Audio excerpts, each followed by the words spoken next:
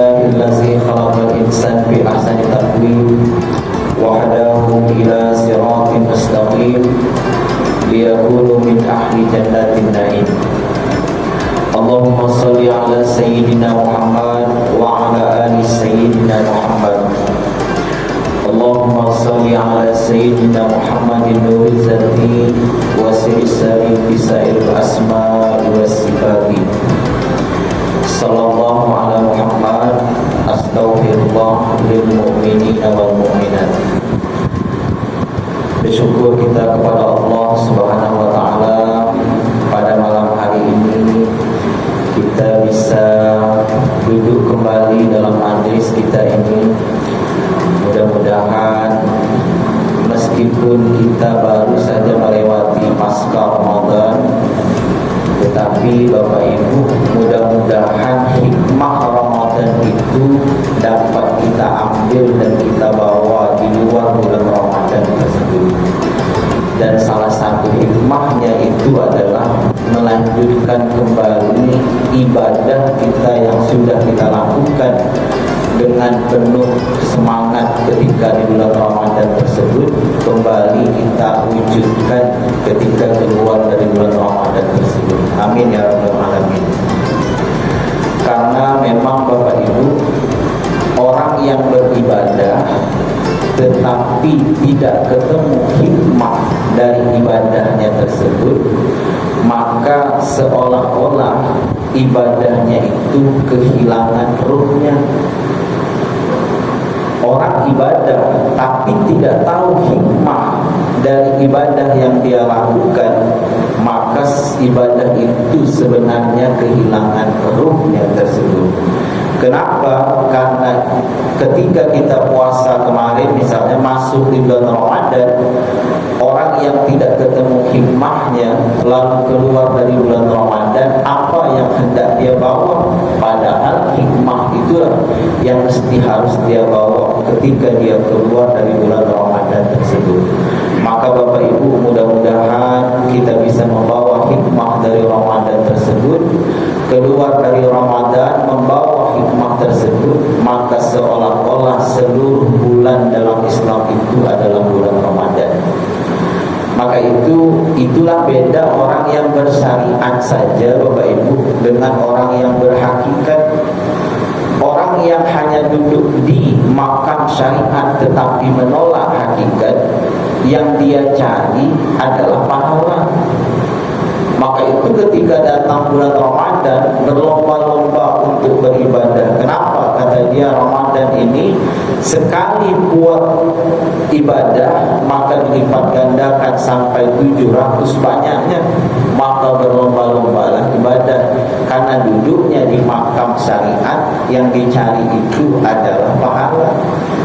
Tapi makam tinggi, yaitu makam hakikat ma'rifat, orang ma'rifat ketika dia beribadah itu yang dia cari bukan pahalanya, tapi yang dia cari itu adalah yang memberi pahala tersebut, yaitu Allah tersebut. Maka itu Allah ada di bulan Ramadan, Allah juga ada di bulan Syawal, Allah ada di bulan sampai bulan-bulan yang lainnya. Maka itu bagi orang hakikat makrifat, seluruh bulan itu seolah-olah seperti bulan Ramadan. Maka itu Bapak Ibu, untuk mendapatkan tingkat itu, maka orang mesti wajib untuk mengiringkan antara syariat dengan hakikat, antara zahir dengan batin, antara kulit dengan isi. Kalau tidak, maka mohon maaf Bapak Ibu, kalau kita tidak sampai kepada isinya tersebut, tidak mungkin kita mau membeli buah durian, mau makan kulitnya. Kenapa kita beli buah durian? Karena kita ingin makan isinya tersebut. Tapi makan isi, hukum yang berlaku buka kulit, artinya lewat kulit. Kulit itu syariatnya, isi itu adalah hakikatnya Bapak Ibu. Bapak Ibu yang saya muliakan, kita hampir 1 bulan lebih, hampir sebulan setengah lah kita libur pengajian kita. Dan Alhamdulillah malam hari ini kita mulai kembali pengajian kita. Dan memang pertemuan sudah menghabiskan satu kitab, Pak. Jadi kitab yang sudah sebagian Bapak Ibu pegang juga, yaitu kitab yang putih ini, Hanya Jauhari yang Mengenal Manikam, memang sudah habis tapi ringkas sekali. Saya ambil poin-poin pentingnya saja. Kalau di majelis saya, kitab ini 2,5 tahun lebih, mau 2 tahun baru selesai. Itu ngajinya ba'da Isya sampai jam 1 malam. Jadi 1 jam materinya, tanya jawabnya kadang sampai jam 1 malam. 1,5 tahun, hampir 2 bulan, 2 tahun baru habis satu kitab ini. Dan ulang balik dari awal. Setelah itu diulang, itu baru diiringkan dengan kitab kesimpulannya, yaitu kitab merah ini. Jadi Bapak Ibu, kalau bolehlah saya ingin mengingatkan kembali kepada Bapak Ibu, saya ingin menjelaskan kitab ini, karena kita juga ingin menghaluskan kajian kita di kitab ini, tapi kita iringkan dengan kitab yang baru, agar dia bisa beriringan dengan pengenalan terhadap Tuhan tersebut. Jadi Bapak Ibu, kitab yang sudah Bapak Ibu fotokopi kemarin, yang Bapak Ibu terima itu, yaitu Hanya Jauhari yang Mengenal Manikam. Sebenarnya kitab itu yaitu kitab yang mengiringkan seluruh ibadah kita itu zahir batin, luar dengan dalam. Kenapa diiringkan? Karena kita ada jasad, ada ruh. Maka wajib diiringkan antara luar dengan dalam, zahir dengan batin. Dan kitab itu sebenarnya, kalau Bapak Ibu yang sudah pernah baca sampai habis, itu kitab itu menapaki jalur makrifat. Jadi ketika Bapak Ibu baca kitab tersebut, sambil menyempurnakan syariatnya, lalu juga menyempurnakan hakikatnya, sebenarnya Bapak Ibu sudah menapaki ilmu makrifatnya. Lalu nanti baru disimpulkan. Nah, kesimpulannya dalam kitab yang merah ini Bapak Ibu. Ini kesimpulan yang apanya, rukun Islamnya yang ini, tapi kesimpulannya ternyata lebih tebal. Karena di kesimpulan ini dihaluskan, sifat 20 itu dihaluskan. Lalu Allah itu siapa juga dihaluskan. Karena dalam kajian ilmu makrifat tersebut, setiap nama pasti punya pemiliknya. Saya sebut misalnya pena, saya tulis kata pena. Pena itu nama, asma. Lalu setiap asma itu ada orangnya. Mana orangnya yang kita pegang untuk menulis tersebut? Itu orangnya. Saya sebut soko. Soko itu nama, asma. Mana orangnya? Ini yang saya pakai, ini orangnya. Saya bilang handphone. Handphone itu nama. Mana orangnya? Ini yang sedang nyeting saya ini namanya handphone. Ini orangnya.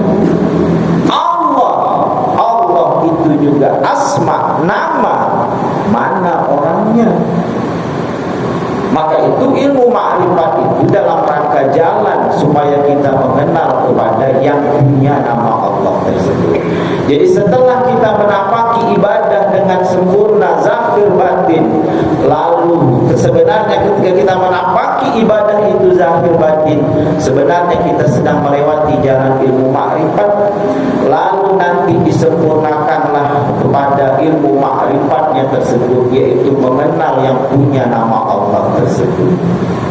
Maka itu Bapak Ibu, dalam kajian kita ini wajib kita pakai kitab.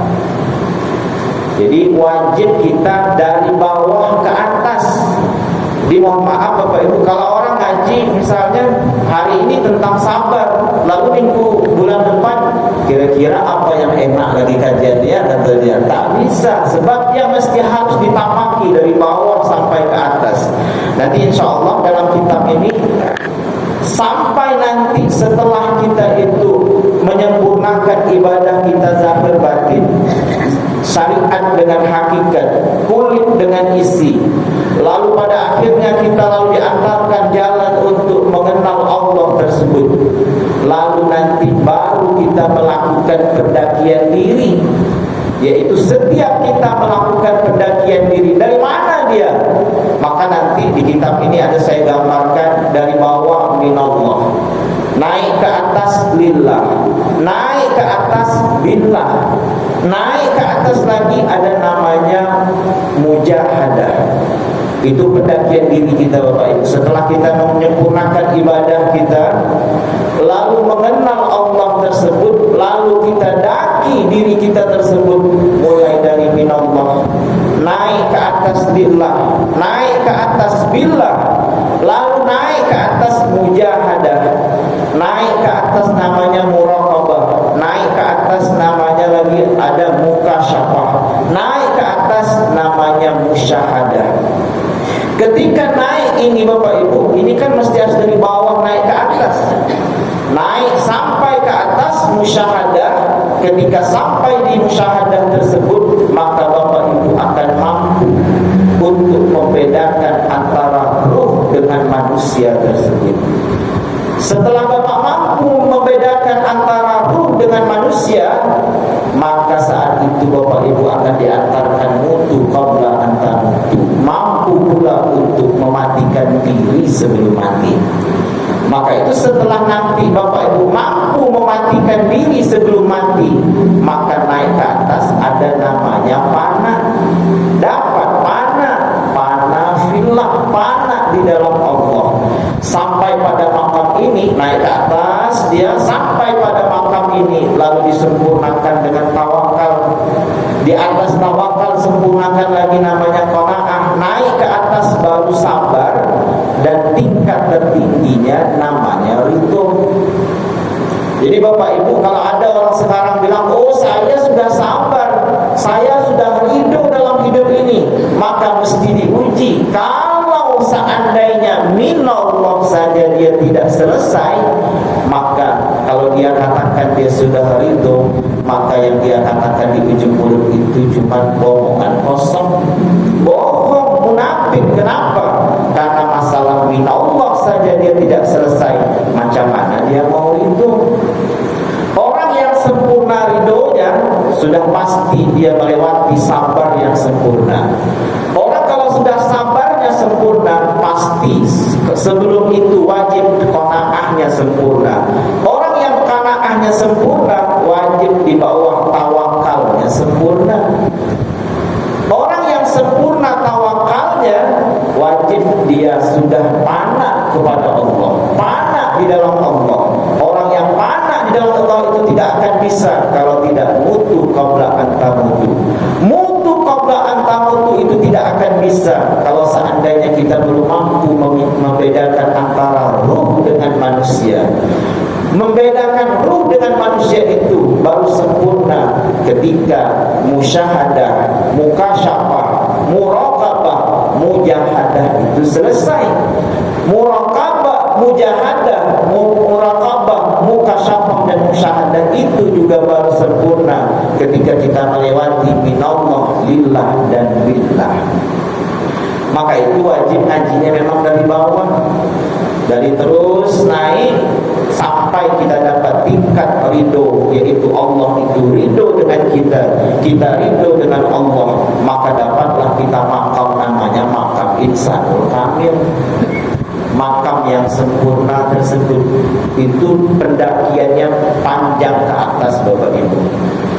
Jadi makanya kita mulai dari kajian ilmu yang kemarin, kitab yang putih ini, yaitu hanya jauh hari yang mengenal manikam ini.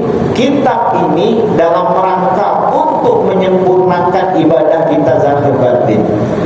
Ketika ibadah zahir batin itu kita sempurnakan, sebenarnya kita sedang menapaki makrifat. Lalu nanti disempurnakan dengan pengenalan kepada Allah. Lalu ketika kita sudah diberikan pemahaman tentang pengenalan kepada Tuhan, maka kita daki diri kita itu sampai kita mendapatkan ridho yang sebenar-benarnya ridho Bapak Ibu. Maka itu Bapak Ibu, saya hari ini, yaitu kalau seandainya waktu kita setiap kali pengajiannya ada 40 menit saja, maka kita bagi dua. 20 menit kitab yang putih, 20 menit kitab yang merah. Kita bagi dua Bapak Ibu. Jadi biar, karena kita pertemuannya sebulan sekali, jadi kita bagi dua. Kalau di rumah saya 2 minggu sekali, ba'da maghrib sampai jam 1 malam, 1,5 jam, setengah jam kitab putih, setengah jam kitab yang merah, tanya jawabnya sampai jam 1 malam.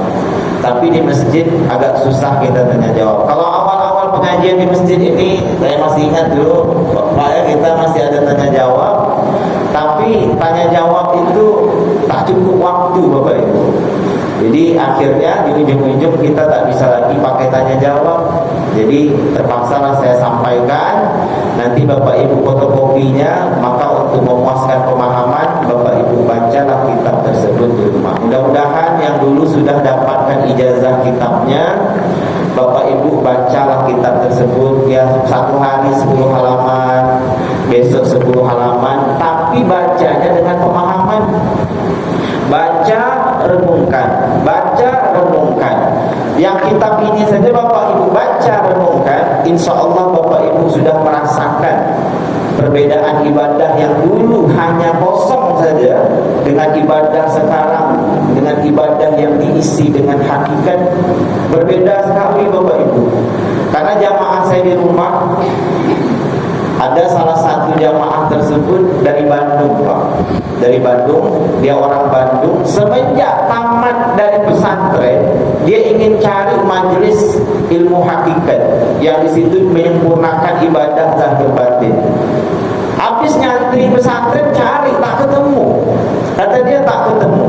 Sudah tua baru ketemu. Ini majelis baru ketemu. Saya dari dulu tamat pesantren tak ketemu, kata dia. Lalu setelah itu dia amalkanlah ibadah itu zahir batin.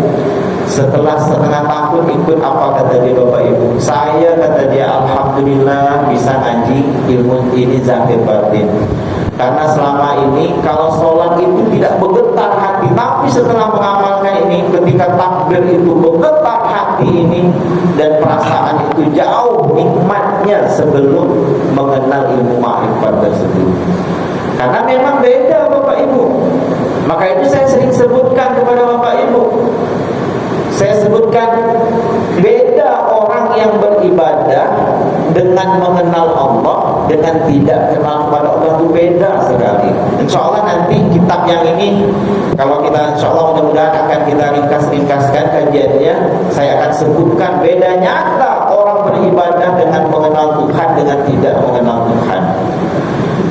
Dan ini Bapak Ibu, orang hidup 70 tahun. Berapa panjang umur orang hari ini? 80 tahun kan sudah susah mencarinya. 100 tahun susah mencarinya. Seandainya dia duduk ibadah itu hanya zahir saja, syariat saja, fikih saja, tapi kehilangan hakikatnya, tauhid dan tasawufnya, 70 tahun beribadah indah dalam pandangan mata manusia, tetapi gagal dalam pandangan Tuhan. Dan kita tidak pengen gagal di pandangan Tuhan. Dalam konten Allah kita nol, konten manusia 100. Oh, kata dia Pak Sabri itu hebat. Apa dia? Baca Quran dari pagi subuh sampai jam 11 baru pergi kuliah. Hebat. Pandangan manusia hebat. Tapi kalau hakikatnya tertinggal, oh, dalam konten Tuhan nol. Kenapa Allah berikan konten nol? Kata Allah, kau beribadah itu dengan dirimu sendiri. Hilang aku di situ, kata Allah. Hilang hakikat esensi diriku ketika engkau beribadah. Yang engkau beribadah itu untuk dirimu sendiri dan karena dirimu sendiri, bukan karena aku. Maka itu kajian di bawahnya lillah, setelah minallah lillah, di atasnya billah, bersama dengan Allah. Minallah, dari Allah, lillah, kepada Allah, billah, bersama dengan Allah. Kalau lillah saja kita tidak selesai, maka Allah berikan konten nol ibadah kita tersebut, meskipun secara syariat baik. Maka itu mesti harus hati-hati kita Bapak Ibu. Oh tidak Pak Sapri, kalau sudah ibadah itu bagus sesuai dengan fikih, ya sudah. Bapak Ibu ingat ada namanya Azazil. Tahu Pak Azazil Pak? Azazil itu golongan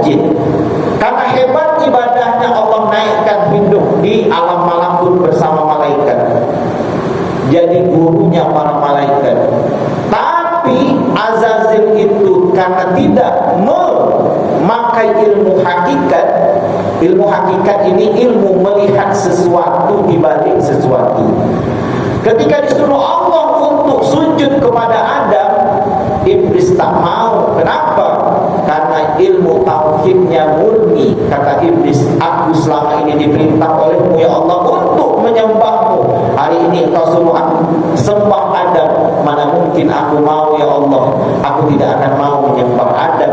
Yang kedua, karena Adam dari tanah, aku dari api. Lebih mulia aku daripada Adam. Karena apa?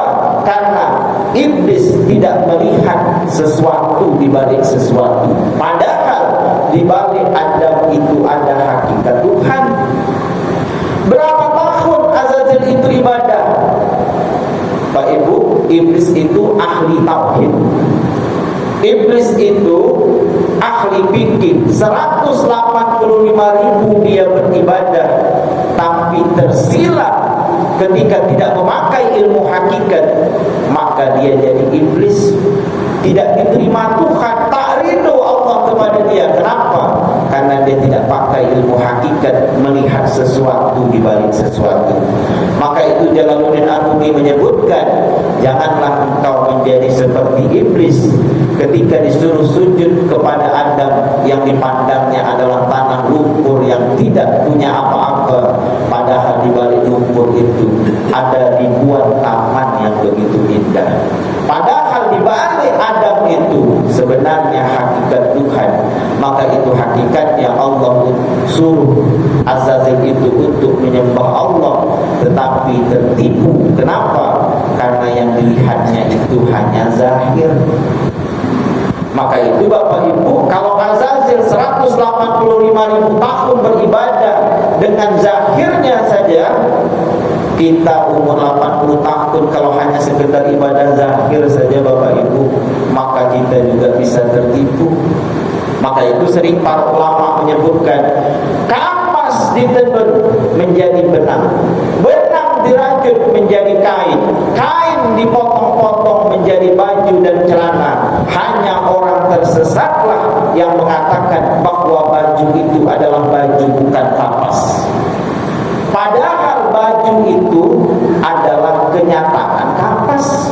Tapi untuk memandang bahwa baju itu adalah kapas, orang mesti harus memandangnya dengan ilmu hakikat, memandang sesuatu di balik sesuatu. Buka baju, potongan baju ini, yang nampak adalah kain. Buka potongan kain, yang nampak adalah benang. Buka benang, yang keluar adalah kapas. Sebenarnya kenyataan baju ini seluruhnya adalah kapas. Maka itu kapas itu adalah nurullah, benang itu adalah Nur Muhammad, kain itu adalah Adam, potongan baju, celana dan lain sebagainya itu adalah insan. Maka sebenarnya hakikat insan itu adalah Nur Allah dan